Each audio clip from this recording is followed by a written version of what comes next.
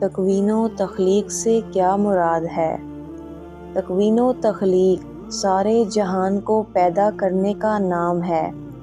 اللہ پاک سارے جہان کا خالق ہے، یعنی تمام عالم اسی کا پیدا کیا ہوا ہے، اور آئندہ بھی ہر چیز وہی پیدا کرے گا، چھوٹے سے چھوٹا ذرہ اور عالم کا مادہ یعنی آگ، پانی، ہوا، خاک، جنہیں عناصر اربعہ کہتے ہیں، سب اسی کی مخلوق ہے۔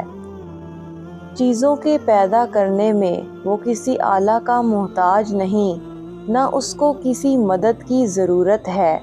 جس چیز کو پیدا کرنا چاہتا ہے تو اس کو کن کہہ کر پیدا کر دیتا ہے۔ انسانوں کے کام اور عمل بھی سب اسی کے مخلوق ہیں، ذوات ہوں خواہ افعال، سب اسی کے پیدا کیے ہوئے ہیں۔ مارنا، جلانا یعنی زندہ کرنا، صحت دینا، بیمار کر ڈالنا، غنی کرنا، فقیر کرنا وغیرہ صفات جن کا تعلق مخلوق سے ہے اور جنہیں صفات فعلیہ بھی کہتے ہیں،